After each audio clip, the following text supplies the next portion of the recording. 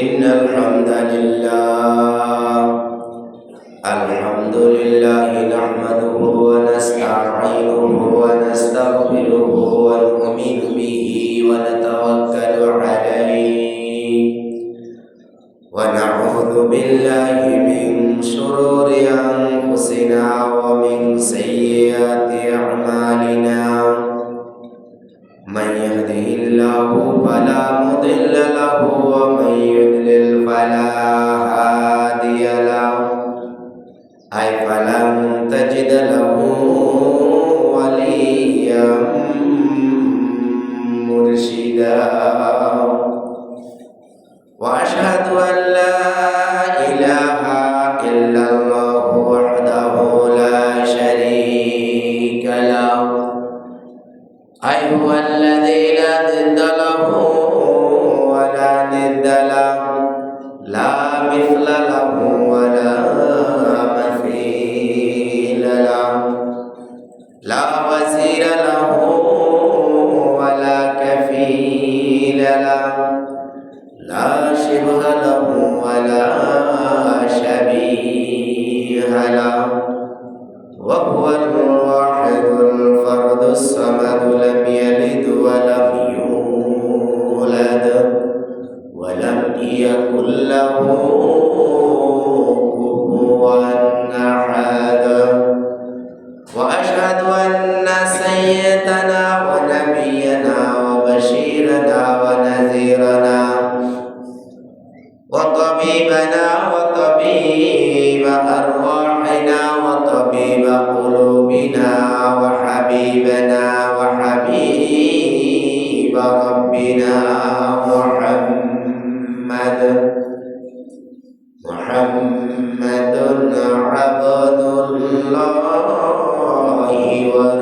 ورسوله أرسله بالحق بشيرا ونذيرا وداعيا إلى الله بإذنه وسراجا وقمرا منيرا وقد قال الله تعالى في كلامه المجيد وفي فرقانه الحميد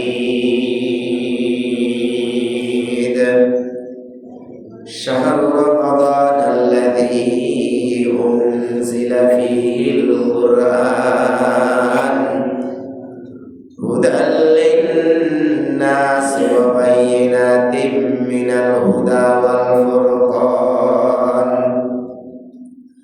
ومن شهد منكم الشهر فليصمه ومن كان مريضا أو على سفر فعدة من أيام أخر إلى آخر الآية وقال تعالى في شان حبيبه مخبرا وآمرا إن الله وملائكته يصلون على النبي يا أيها الذين آمنوا صلوا عليه وسلموا تسليما اللهم صل على سيدنا مولانا محمد وعلى آل سيدنا مولانا محمد प्राण कुल मोहब्बत शरीफ पढ़ना अल्लाहुम्मा सल्ली अला सय्यिदना मौलाना मुहम्मद व अला आलि सय्यिदना मौलाना मुहम्मद बलगल अला बिकमालिही كشف الدجى بجماله حسن الجميل وخصاله صلوا عليه وآله هو الحبيب الذي ترجى شفاعته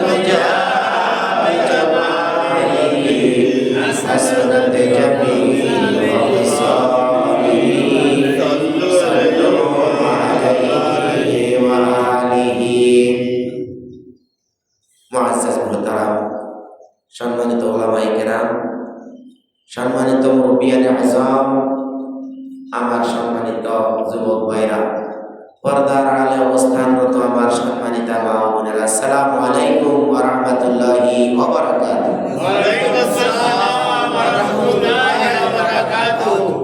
আল্লাহ জাল্লা শানুহু মহিয়ান কুরিয়ান মহান রাজ দরবারে অগণিত অসংখ্য হামদ ও বাড়ি তাআলা যে তিনি আমাদেরকে তার ঘরে রমজানের মাস আমাদেরকে তিনি রমজানের মাস পর্যন্ত আমাদেরকে পৌঁছে দিয়েছেন।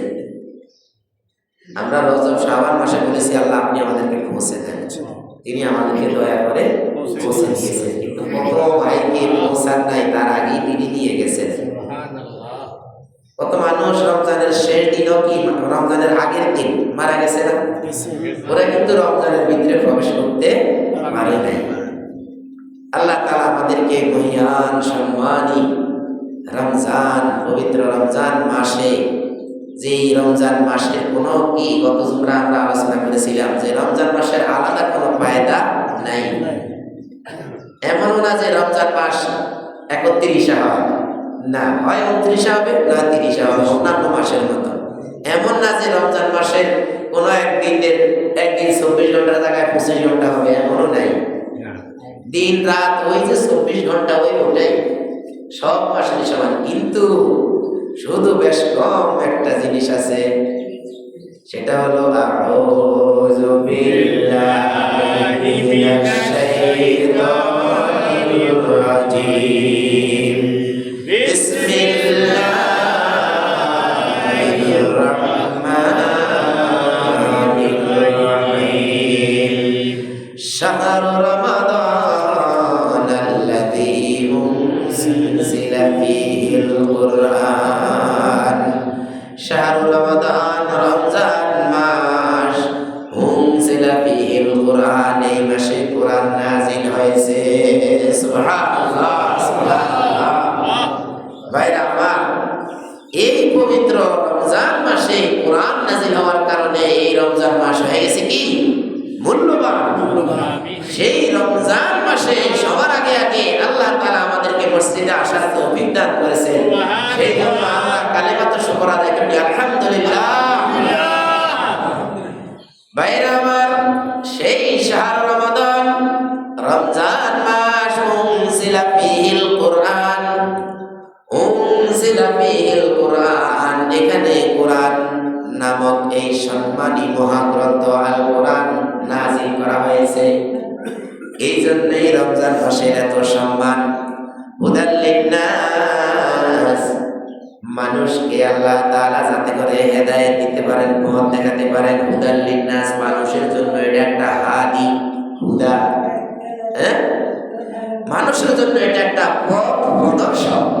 মানে একজন মানুষ যখন আপনি যখন একটা ফ্যান কিনেন, একটা মোবাইল কিনেন, একটা ঘড়ি কিনেন, একটা ব্যাটারি কিনেন, অথবা একটা মাইকের হর্ন কিনেন, দেখবেন একটা পানির মেশিন কিনেন, একটা ট্রাক্টর কিনেন, দেখবেন সাথে করে কতগুলো ছবিযুক্ত একটা গাইডলাইন দিয়ে দিয়েছে, একটা ছোট্ট ছবি বই দিয়ে দিছে ওরা, একটা বই। ওই বইটা আপনি যখন কোথায় কোনো ডিস্টার্ব হবে তখন ওই চিত্র দিয়ে দিছে, দেখো এইখানে যদি তুমি এর ভিতরে কোথায় কোনো সমস্যা হলে এইভাবে এইভাবে এইভাবে এটা সেটিং করবা। কোথায় কোন সমস্যা হলে ওইখানে বলে দেওয়া আছে। তোমার যদি স্পিকারে যদি হু করে ওঠে, তুমি তখন তোমার ওই যে একটা বটম আছে ওটারে আস্তে করে তুমি নাড়িয়ে দেবা, দেখবা তোমার হু করা কি বন্ধ হয়ে গেছে। এইভাবে একটা গাইড বই দেয়।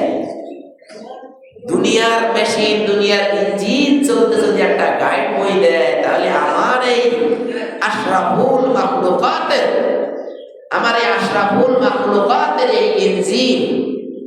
এই ইঞ্জিন পরিচালনা কেমনে হবে সেটা কি আল্লাহ তাআলা কি সাথে দেন নাই?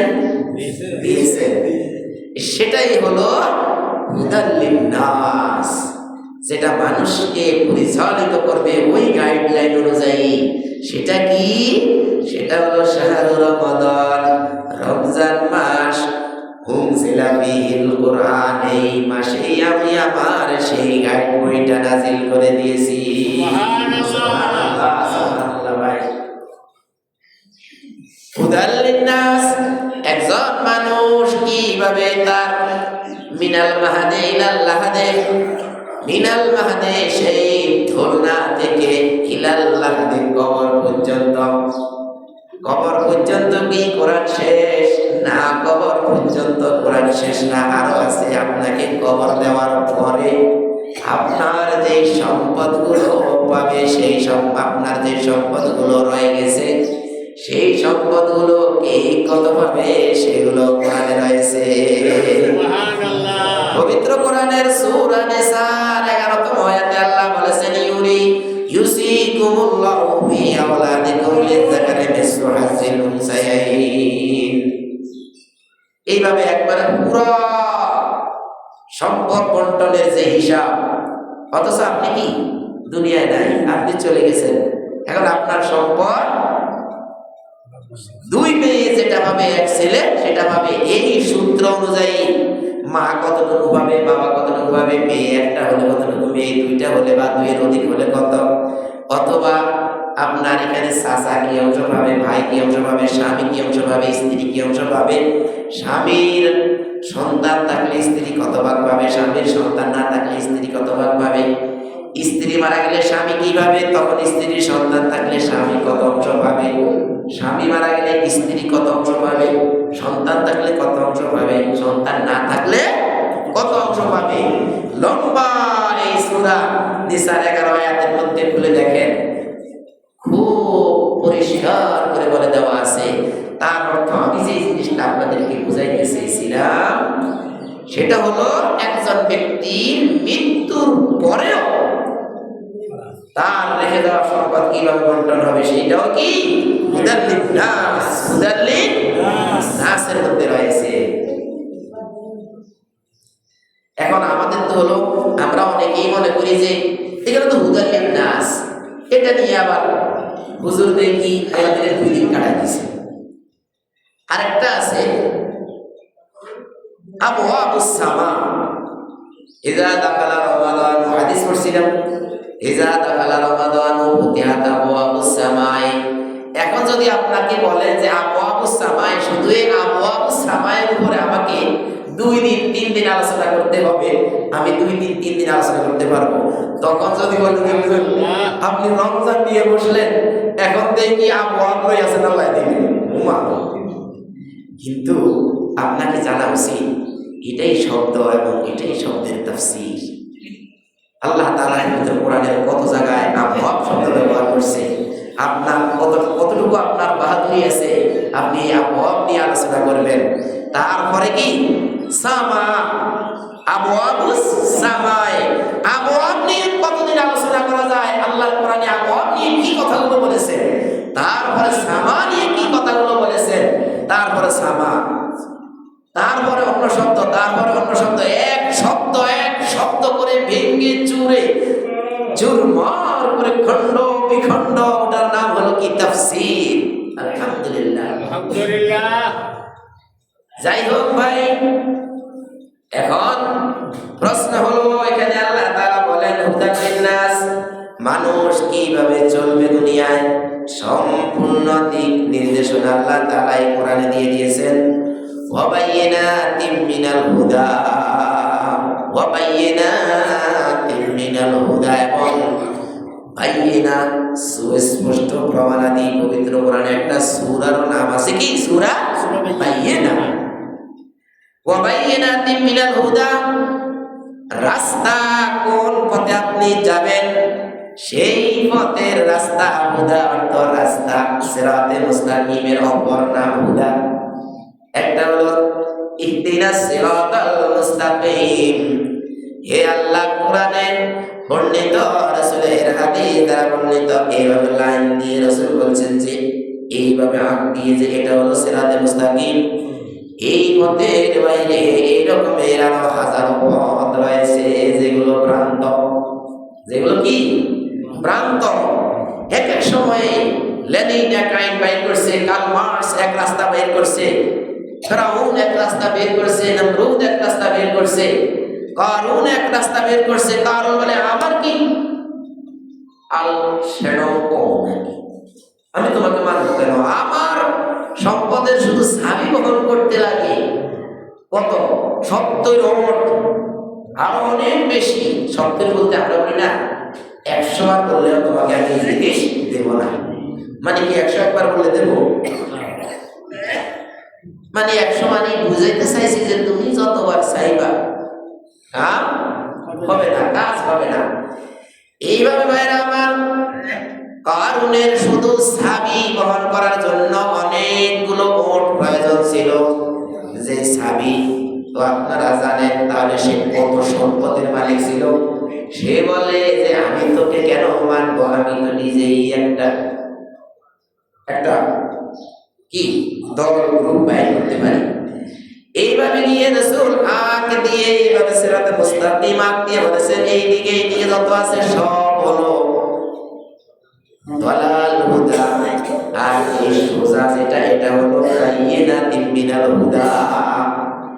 এই কোরআন হলো বায়িনা, এই কোরআন হলো স্পষ্ট বোঝানোর জন্য। ভাই কোন পথটা সঠিক, এই পথ আপনাকে দেখিয়ে দিবে সুস্পষ্টভাবে।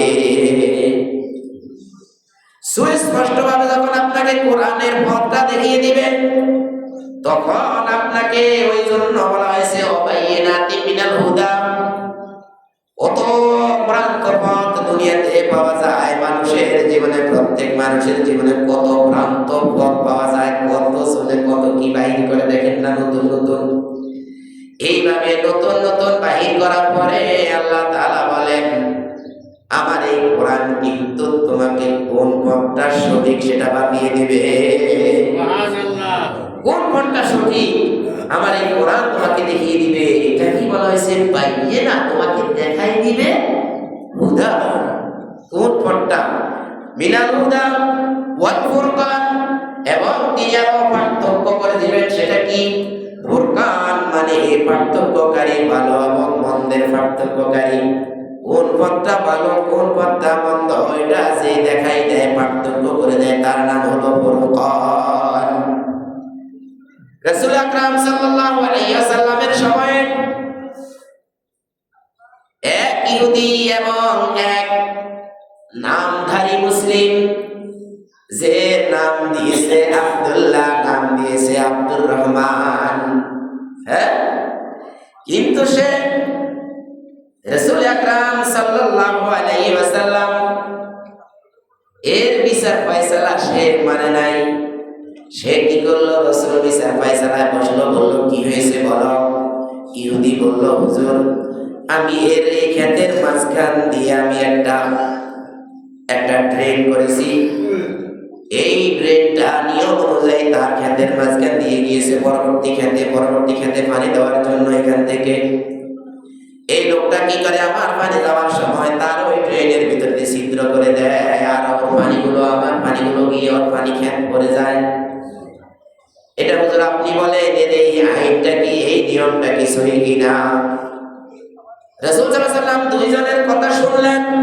দুইজনের কথা শোনার পরে রাসূল রায় দিলেন মুসলমান নামক ওই নামদারি মুসলমান নামক ওই মুনাফিকের পক্ষে রায় দিলেন না, রাসূলের রায় চলে গেল ইহুদির পক্ষে। সুবহানাল্লাহ সুবহানাল্লাহ। ভাই এই ইহুদি কি করলো? ওমর ফারুক রাদিয়াল্লাহু তাআলা আনহুর কাছে এলো এবং বলল, মনে করলো দেখি ওমর ফারুকের কাছ থেকে একটু নরম কিছু পাওয়া যায় কিনা। হ্যাঁ, আসি বলল বাড়িতে আছে কিনা? ওমর বলল হ্যাঁ আছি, বাড়িতে আছি। বলো একটু দেখো শোনো, আমি মুসলমান অথচ আমার পক্ষে বিশ্বনবী রায় দিয়ে দিয়েছে একটা ইহুদির পক্ষে। এইভাবে গিয়ে ওমর রাদিয়াল্লাহু আনহু বললেন আমি তোমার কাছে সানি হাকাম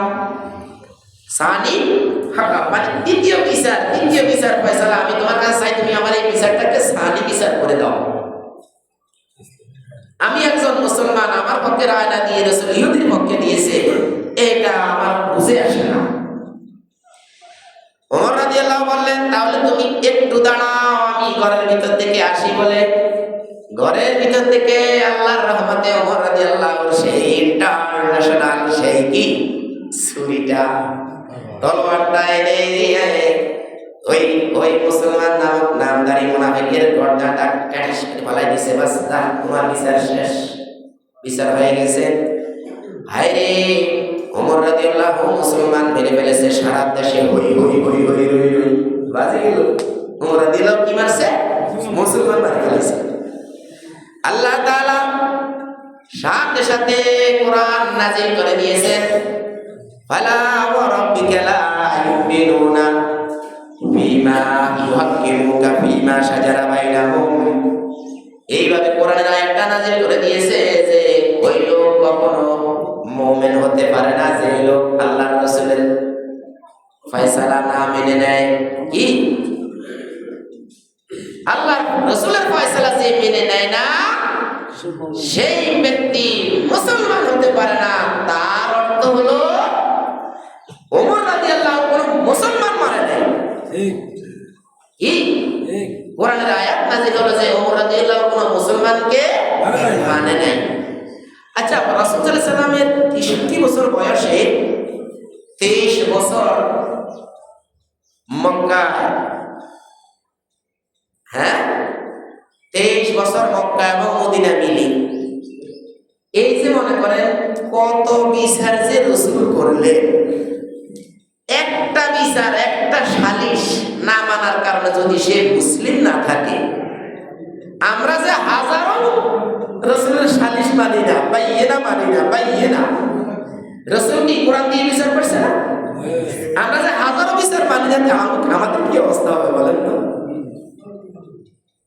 বলেন, আপনি একটু চিন্তা করেন যে আমার কি অবস্থা হবে। আমি তো ওই একই ল, যে ল দিয়ে যদি আমরা বলি যে আমরা তোমাদের এই ল মানি না, আমরা আমাদের কোরআনের ল মানি, এটা কিন্তু আমি বলি বা আমরা যারা এই পথের পথিক, আমরা বলি কি আমরা তোমাদের এই সমস্ত আইনগুলো আমরা মানি না। আমরা কোরআনে যে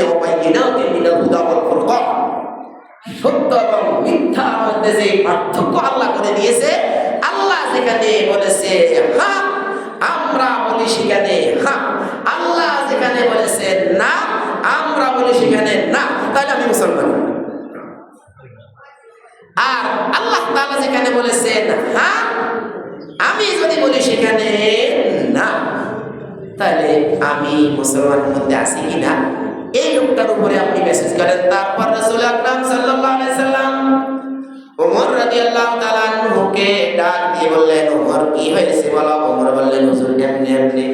ওমর বললেন, রাসূল বললেন, হে ওমর তুমি আজ থেকে ফারুক।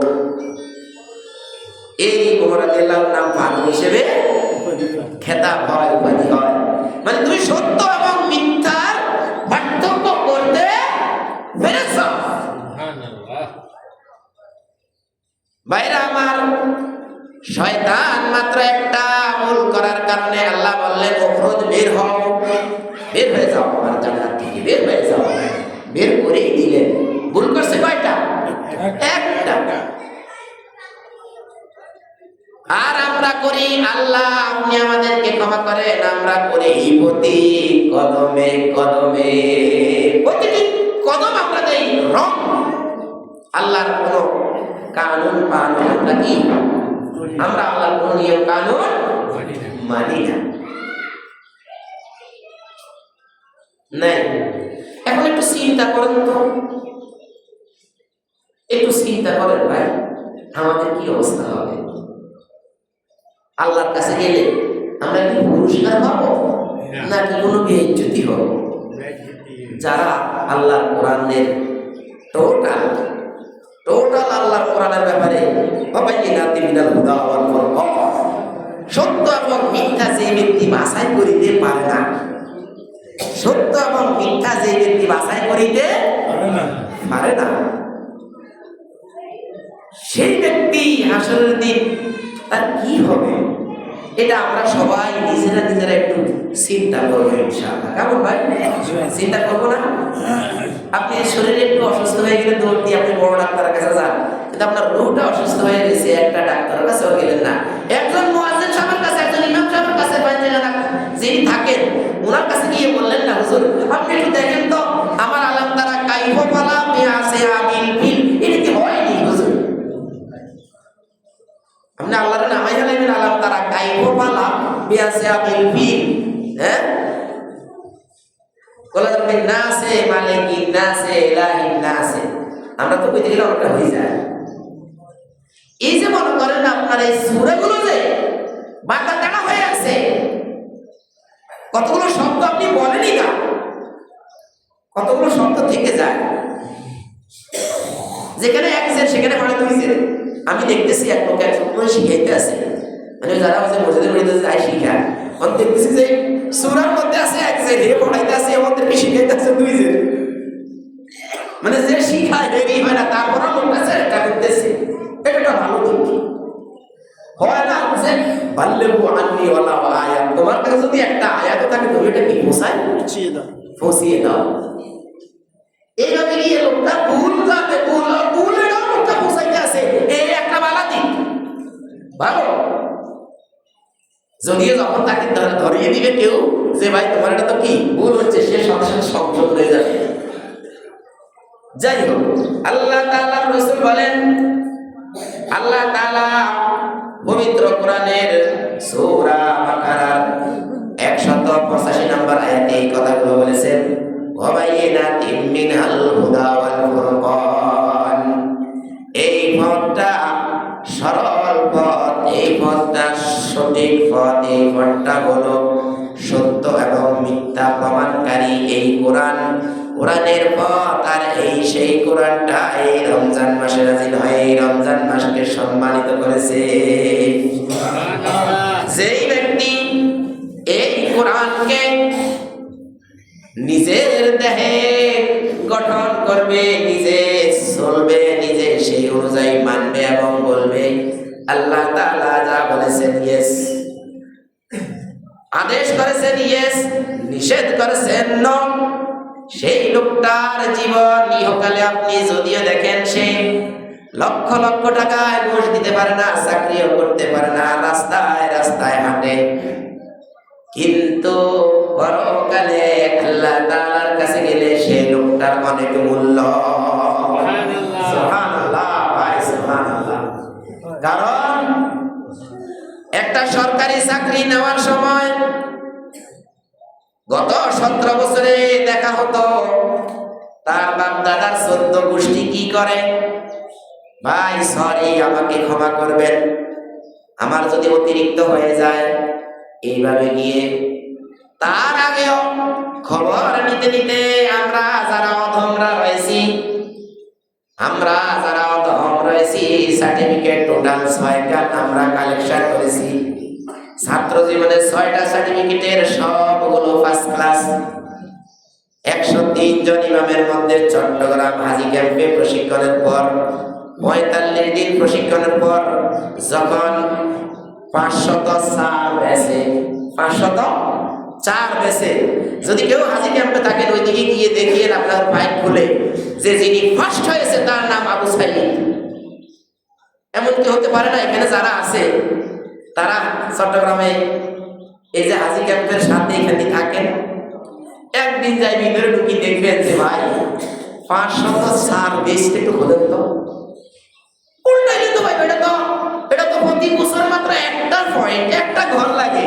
আপনি খুললেই পাইবেন যে দেখেন তো ওইখানে ফার্স্ট হয়েছে মুফতি আবু সাঈদ, একটু দেখেন তো আপনারা দেখাইবো, ওরা সমস্যা নেই, এক ফ্রি। ওইখানে লোকগুলো অনেক ভালো,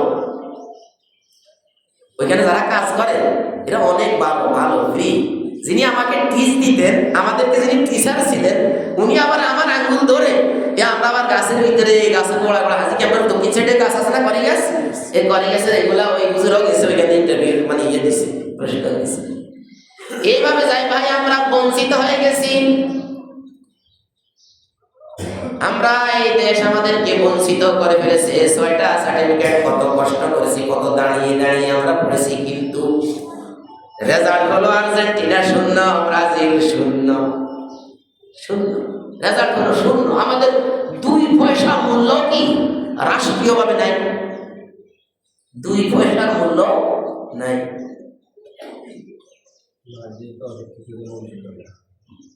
504তম ব্যাচ এবং 2004 সাল, আরো সহজ করে দিলাম, কিন্তু আমাদের কোনো মূল্য এই দেশে নাই। সব মিলিয়ে হলো কি ওয়াবাইয়িনাতিন মিনাল হুদা, জি আসতে, ওয়াবাইয়িনাতিন মিনাল হুদা ওয়াল ফুরকান, সত্য মিথ্যার পার্থক্যকারী যারা হয়, যারা সরল সঠিক পথে চলে, যারা সরল সঠিক পথে চলে, যারা সরল সঠিক পথে চলতে আগ্রহী হয়, তাদের তেমন অধিকাংশ মানুষেরই এই জগতে বেশি মূল্য নাই, বেশি মূল্য হয় না। আল্লাহ তাআলা বলেন এইভাবে তুমি পার্থক্য করে চলবে, তাহলে তুমি দামি হতে পারবে। কি ভালো এবং মন্দের পার্থক্য করে চলবে, তাহলে তুমি দামি হতে পারবে। আর যদি তুমি দামি না হতে পারো, তাহলে রমজান মাস দামি হয়েছে কিন্তু তুমি দামি হতে পারো নাই। আমার কথাটা কি আসলে কি ক্লিয়ার কিনা আপনারা বুঝেন ভাই? আমার কথাটা কি বুঝে আসে? আলহামদুলিল্লাহ। এইভাবে আল্লাহ তাআলা বলেন ফামান শাহিদা মিনকুমুশ শাহরা, সুতরাং যদি কোনো ব্যক্তি তোমাদের কেউ, ফামান শাহিদা, যদি কেউ উপস্থিত থাকে তোমাদের মধ্যে, মিনকুমুশ শাহরা, এই মাসে তোমাদের যদি কেউ উপস্থিত থাকে, ফালিয়াসুমহু, সে যাতে রোজা রাখে, সে যাতে কি রোজা রাখে, সিয়াম পালন করে, আমর গায়, আমলিন গায়, ফালিয়াসুমহু। এইভাবে আল্লাহ তাআলা আপনাকে অনুরোধ করেছেন। আমর বলতে আদেশ, অনুরোধ বুঝায়। তোমাকে আল্লাহ তাআলা আদেশ করেছেন মানে কি রিকোয়েস্ট করেছেন যে তুমি রোজা রাখো, কিন্তু শক্তি আছে, সামর্থ্য আছে, এরপরেও মূল্যায়ন করতেছে না রমজানের সাওমকে। যদি কেউ এরকম থাকে যে সে সাওমকে মূল্যায়ন করে না, আরে কত আইনি আছে হুজুরকে, কত আইনি হুজুরকে পালন, সব কিছু পালন করা যায়নি ভাই, এরকম কিছু মানুষ নাই? না থাকলে আপনি দোকানের মধ্যে ঘন্টা দেন কা, ঘন্টা দিলে ভালো কথা, হিন্দুরা ঢুকবে, হিন্দুরা বাজারে আছে, হিন্দুরা তো আর রোজা তো কি ইয়াইয়ুল্লাযিনা আমানু কুতিবা আলাইকুমুস সিয়াম, হিন্দুদের উপরে তো রোজাকে আল্লাহ তাআলা ফরজ করেন নাই। তাহলে পর্দার আড়ালে খাওয়া মানে, হিন্দুরা খাওয়া মানে যাতে একজন মুসলিম না দেখে, ভালো ওকে, কিন্তু ওইখানের ভিতরে যতজন ঢুকে সব কি হিন্দু? এখন তাহলে আপনি যারা ঢুকে ওটার ভিতরে, তাদের হুকুম কি? তারা নিজেরাই নিজের হুকুম, নিজের শরীয়তের বিধান, সবই বিধান কি তারা নিজেরাই কি স্পষ্ট করুন। বাইরে আমার সামনে আরেকটি বলবো, যেটা আমি প্রথম দিনে বলে ফেলেছি। এই আয়াতটা সামনে কত ফিরে আয়াত উদ্ধৃতিটা 2 বার আনা হয়েছে, যে ফামান কানা মিনকুম মারিদান আও আলা সাফারিন, যে ব্যক্তি রোগাক্রান্ত হবে, সফর করবে, ওই ব্যাপারে আমরা কত সময় আলোচনা করেছি। কিন্তু রাসূল আকরাম সাল্লাল্লাহু আলাইহি সাল্লামের সুন্দর সুন্দর 2-4টি কথাও বলি। আন আবি হুরায়রা রাদিয়াল্লাহু তাআলা আনহু قال رسول الله صلى الله عليه وسلم إذا كان أول ليلة من شهر رمضان যখন রোজার প্রথম দিনটা আসে, সুফিদাতি শায়াতিন, এটা আমরা আলোচনা করেছি, শয়তানকে বন্দী করা হয়, ওমারাদাতাল জিন, এবং কি মারদুদ জিন, তাকেও বন্দী করা হয়, ওয়াগুল্লিকাত আবওয়াবুন নার, জাহান্নামের দরজাকে বন্ধ করে দেওয়া হয়,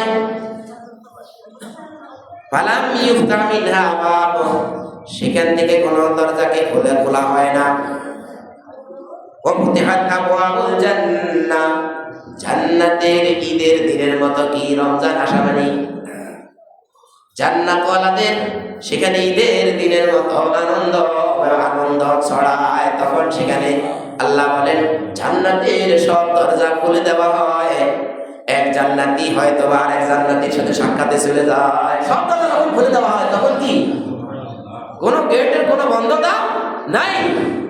যখন সব দরজা খুলে দেওয়া হয় তখন কি করে মানুষ? কি করে? একটা দরজা দিয়ে ঢুকে যায়, আরেকটা দরজা দিয়ে বের হয়ে যায়, আরেকটা দরজা দিয়ে যায়। কিন্তু আপনি ঢুকবেন কেমন, কি করবেন? এক একটা জান্নাত দুনিয়ার মতো দুইটা দুনিয়া, একটা জান্নাত। জান্নাত শব্দের অর্থ কি? জান্নাত শব্দের অর্থ মানে কি? সব প্রাসাদ আর প্রাসাদ। জান্নাত শব্দের অর্থ হলো বাগান। এই বাগানের মধ্যে এমন ফল ফলাদির গাছ, ওই গাছের মাঝখানে আপনার জন্য বিল্ডিং করা আছে। যিনি থার্ড ক্লাস একদম নিম্নমানের জান্নাতি, তার জন্য ৭৩ জন হুরাইন দেওয়া হবে। এর মধ্যে তার স্ত্রীকে বানানো হবে, যদি স্ত্রী জান্নাতি হয় তাহলে তার স্ত্রীকে বানানো হবে ওই ৭৩ জনের সর্দার। আর ওই সর্দার বানানোর পরে তার যে আরো ৭২ জন কি আছে, আমরা বাংলাতে বলি সতীন, এই ব্যাপারে তার কোনো ছাওয়া পাওয়া থাকবে না। হাদিসে এসেছে, রাসূল সাল্লাল্লাহু আলাইহি ওয়াসাল্লাম সাহাবীরা জিজ্ঞেস করলো, হুজুর তো তখন এই স্ত্রী কি একটু মন খারাপ করবে না? যে দুনিয়া যেরকম একজনের পরে আরেকজন যদি দ্বিতীয় বিয়ে করে তাহলে সে মন খারাপ করে। আর তো ওইখানে যে এইভাবে তার যে আরো ৭২ জন থাকবে, তো সে কি মন খারাপ করবে না? বলে যে না, তাকে যখন সাইয়েদা নেতা বানিয়ে দেওয়া হবে তখন সে এটা নিয়ে কিন্তু সে অনেক প্রশান্ত থাকবে, প্রশান্ত। তার এইভাবে আর কোনো ছাওয়া পাওয়ার কোনো কিছু নাই। যে রে এত সুন্দরী সুন্দরী মেয়েদের আমি এলাম কি লিডার, আমি এলাম সর্দার। এইভাবে গিয়ে যিনি তার স্ত্রী হবেন অথবা স্ত্রী যদি তার কর্মের কারণে, স্বামী নামাজ পড়ে আমার কাছে আসি বিচার দিল, হুজুর আমার স্ত্রী নামাজ পড়ে না, তাহলে উনি আল্লাহ দিলে ভিতরে ওই যে জাহান্নামের আন্দার মেয়েটা আলেগা, হ্যাঁ, তাহলে তো উনি তার সর্দার হতে পারলো না। আল্লাহ তাআলা এরকম আমাদের যে বোনেরা আছে, মায়েরা আছে, আল্লাহ তাআলা ওদেরকে জান্নাতি আমলের দিকে ফিরিয়ে আনুক, আমরা বলি আমিন। ভাইরা আমার, হাদিসে এসেছে যে ব্যক্তি প্রথম লিডার হবে জান্নাতের, তার শরীরের উপরে 70টা কাপড় যদি বেছানো হয়, সেই 70টা কাপড়ের উপর দিয়ে তার শরীর দেখা যাবে। 70টা কাপড় বেছানো হলে তার শরীর দেখা যাবে, শরীরের ভিতরে রক্ত যে চঞ্চল চঞ্চল করছে রক্ত দেখা যাবে, রক্তের ভিতরে হাড় দেখা যাবে, হাড়ের ভিতরে মজ্জা দেখা যাবে। সুবহানাল্লাহ সুবহানাল্লাহ সুবহানাল্লাহ সুবহানাল্লাহ, আমরা সবাই বলি সুবহানাল্লাহ। যারা সুবহানাল্লাহ বলে নাই তারা মনে হয় এরকম হুরাইন মনে হয় পাইতে চান না, কেন? তাহলে যারা জান্নাতীর মধ্যে আল্লাহ তাআলা যে হুরাইন রেখেছেন, সেই হুরাইন যারা পেতে চান, তারা আল্লাহ তাআলার এই আশ্চর্যজনক কথা শোনার পরে সুবহানাল্লাহ বলেন নাই, এবার আবার বলেন সুবহানাল্লাহ।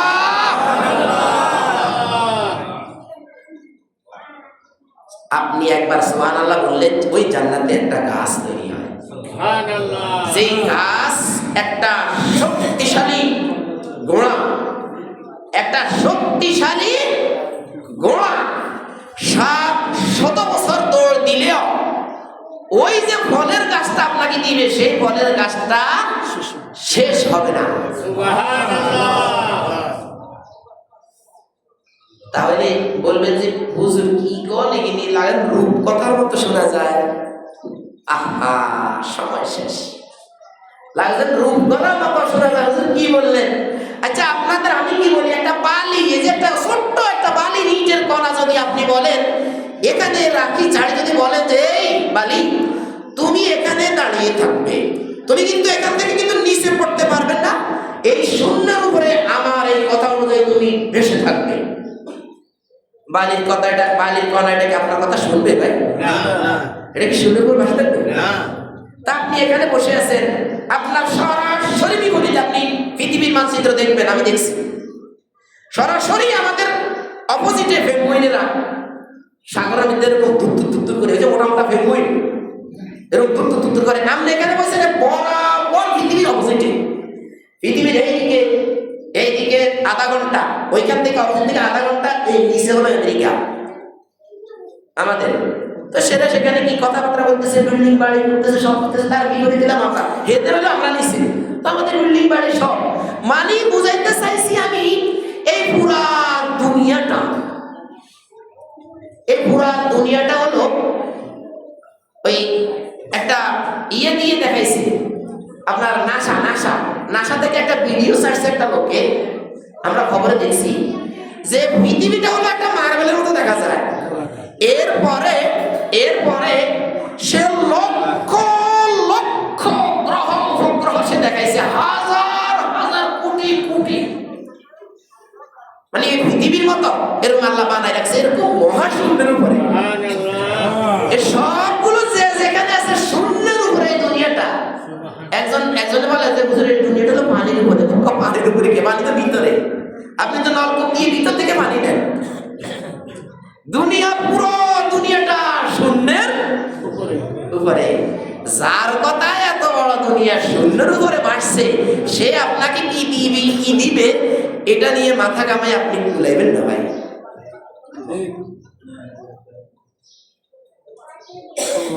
এটা নিয়ে আপনি কুলাইবেন না। আপনি এখান থেকে তো সাদই দেখেন না।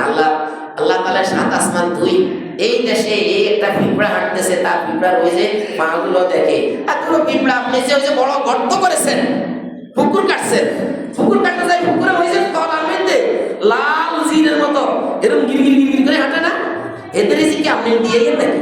এর খাবার আছে না? এর তা কি ধান খেত আছে নাকি? ধান খেতের কোলা আছে ভাই? আমার কথাগুলো কি বুঝেন? মানে আমি কি বুঝাইতে পারতেছি আপনাদেরকে? আপনারা তো পুকুর কাটছেন, আগে যে পুকুর কাটতেন, এখন তো কাটা কুড়া, এখন মেশিনে কাটে।